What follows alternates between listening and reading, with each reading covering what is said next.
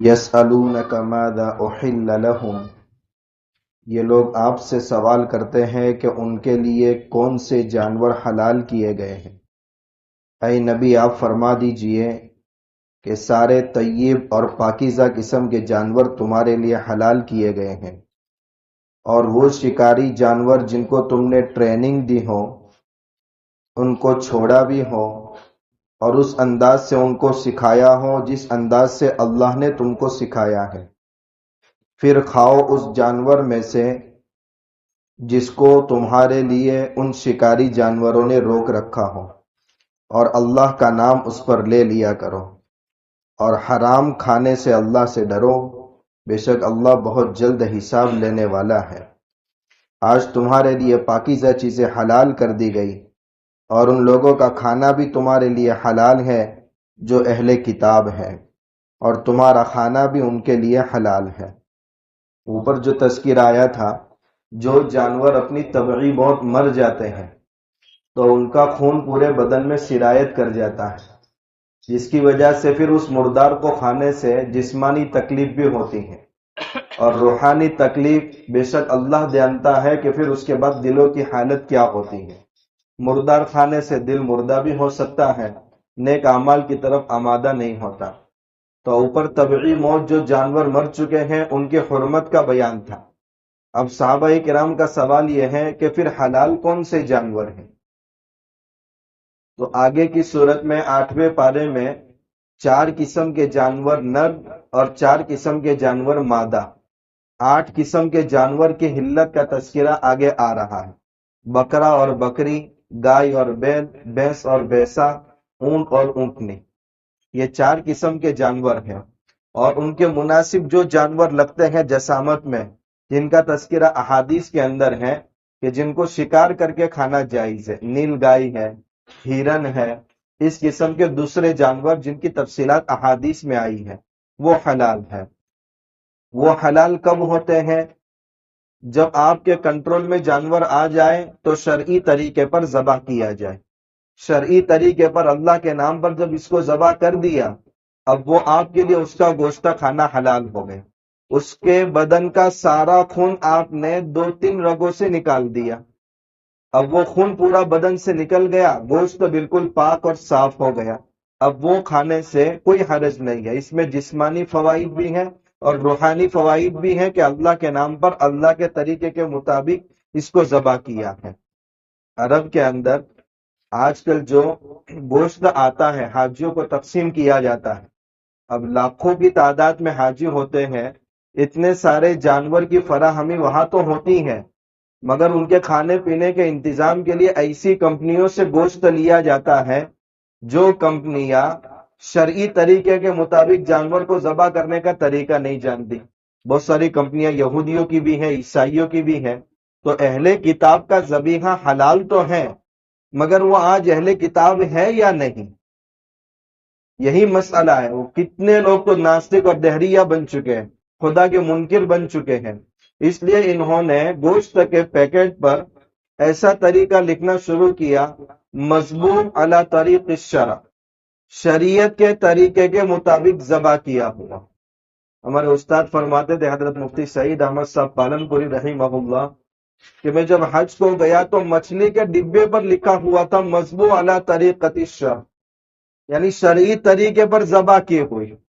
تو لیبل لگانے والے کو یہ بھی نہیں معلوم کہ کون سے ڈبے پر لگانا ہے کہ مسلمان مطمئن ہو کر حلال سمجھ کر اس کو خریدے، تو مچھلی کے ڈبے پر لگا دیا۔ تو میں نے دکاندار کو پوچھا بھائی اس کو ذبح کیسے کیا جاتا ہے؟ تو شرعی طریقے کے مطابق اس کو ذبح کیا ہے۔ مچھلی تو مردار بھی حلال ہے۔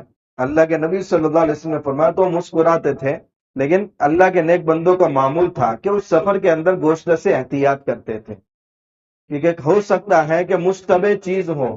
ہاں اگر قرائن ایسے موجود ہیں، بھئی قربانی کا جانور ہم نے خود اپنے سامنے کرایا ہے اور اس کا گوشت اگر ہمیں دیا جا رہا ہے تو کوئی حرج نہیں، ہم کھا سکتے ہیں، لیکن جہاں شبے والا ہو اس کو چھوڑ دینا ہی مناسب ہے۔ کتنے بھی اکابرین کے واقعات میں آپ کو یہ ذکر ملے گا کہ وہ چکن اور مٹن سے پرہیز کرتے تھے اس سفر کے اندر، کیونکہ پھر ابھی ماحول ایسا بن سکتا ہے کہ کسی بھی گوشت کے ڈبے کے بارے میں آپ تحقیق نہیں کر سکتے کہ کیسا کھانا ہے، اور حلال ہے یا حرام ہے، تو احتیاط کرنا بہتر ہے۔ خیر، ہماری بات چل رہی تھی کہ وہ جانور جو آپ کے کنٹرول میں ہے، ان کو شرعی طریقے کے مطابق آپ نے ذبح کیا، وہ جانور آپ کے لیے حلال ہے۔ کچھ جانور ایسے ہوتے ہیں کہ ان کو گرفت میں لانے کے لیے شکاری جانوروں کو چھوڑنا پڑتا ہے۔ آج مسلمانوں میں کوئی شکار جانتا ہی نہیں ہے، حالانکہ یہ شکار سنت بھی ہے، جاننا چاہیے، چیزیں سکھانی چاہیے اور ہم کو خود سیکھنی چاہیے۔ مگر اب گاؤں اور دیہات سے ہماری دوری اتنی ہو گئی کہ اب شکار کا نام بھی ہم نہیں جانتے، اور ہمارے بچے تو یہ جانتے ہی نہیں۔ وہ تو گیم میں شکار کرتے ہیں کہ انسان دوسرے انسان کا شکار کرتا ہے، اس کا کیا فائدہ؟ اس میں نہ فٹنس ہے، نہ جسمانی کوئی صحت ہے، بلکہ بدن کی خرابی ہے۔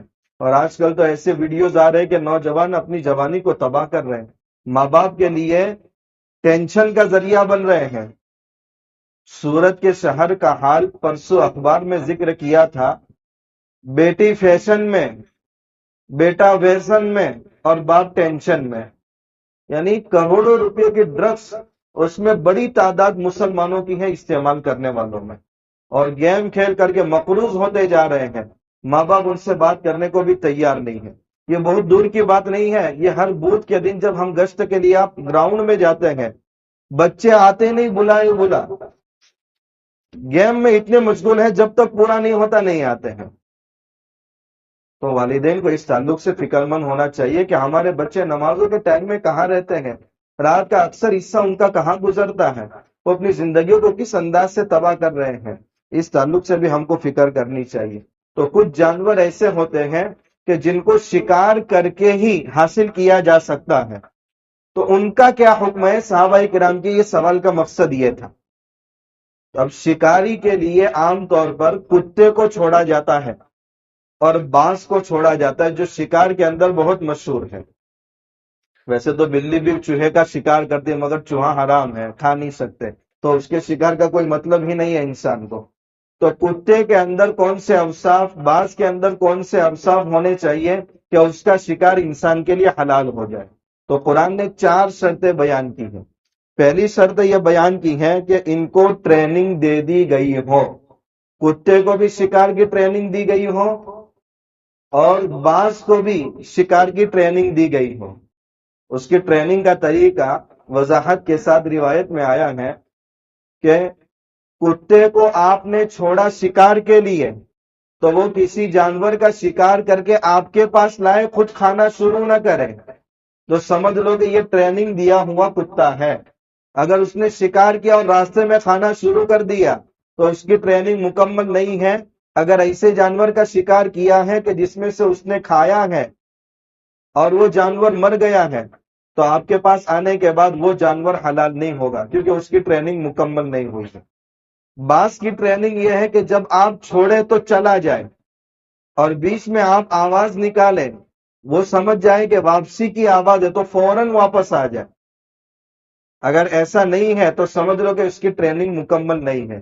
اب اس کا جو بھی شکار ہوگا، اگر مر جائے گا تو اس شکار حلال نہیں ہے۔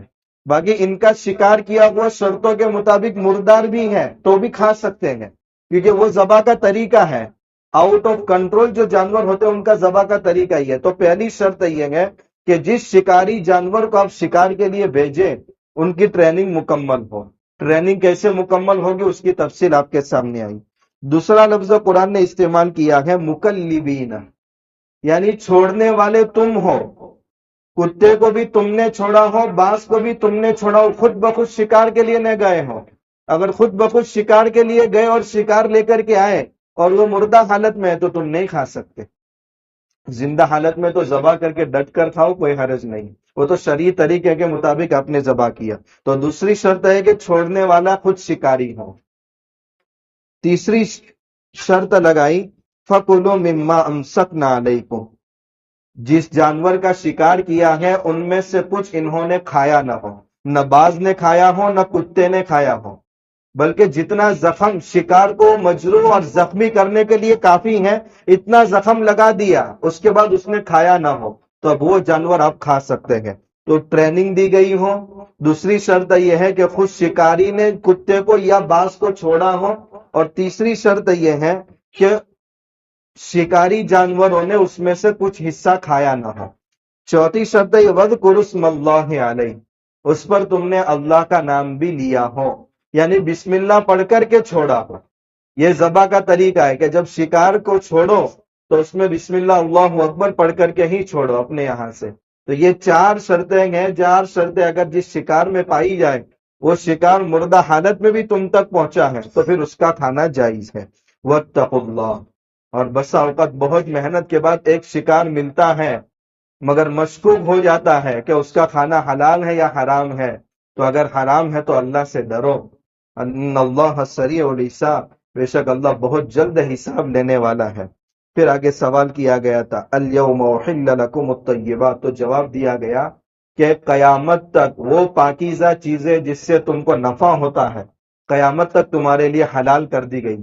جو جانور حلال اب قیامت تک حلال رہیں گے، کوئی اگر خواب سنا ایک بھینس حرام کر دی گئی ہے تو اس کے خواب کا کوئی اعتبار نہیں ہوگا بلکہ قیامت تک حلال۔ اور اہل کتاب کا کھانا بھی تمہارے لیے حلال ہے، شرط یہ کہ اہل کتاب باقی ہوں، اللہ کو مانتے ہوں، آسمانی کتاب کو مانتے ہوں اور شرعی طریقے پر وہ ذبح کرے تو ان کا کھانا حلال ہے۔ مگر آج علماء نے لکھا ہے کہ جو اہل کتاب صرف مردم شماری میں اہل کتاب ہے، یہودی اور عیسائی ہے، باقی ان کے دلوں سے ایمان رخصت ہو چکا ہے، اس لیے ان کا ذبیحہ حلال نہیں ہوگا۔ ہاں جس کے بارے میں معلوم ہو جائے کہ نہیں وہ اہل کتاب ہے، پکا یہودی ہے، اپنے مذہب پر باقی ہے، خدا کی وحدانیت کا قائل ہے اور آسمانی کتاب چاہے تورات کو مانتا ہو قرآن کو نہ مانتا ہو، مگر اہل کتاب اگر باقی ہے تو پھر اس کا ذبیحہ حلال ہے۔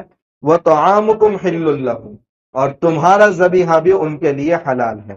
پھر آگے تذکرہ ہے کہ انسان کے لیے کون سی عورتوں سے نکاح حلال ہے، اس میں خصوصی طور پر اہل کتاب کی خواتین کا تذکرہ ہے، انشاءاللہ اس کی تشریح کل کریں۔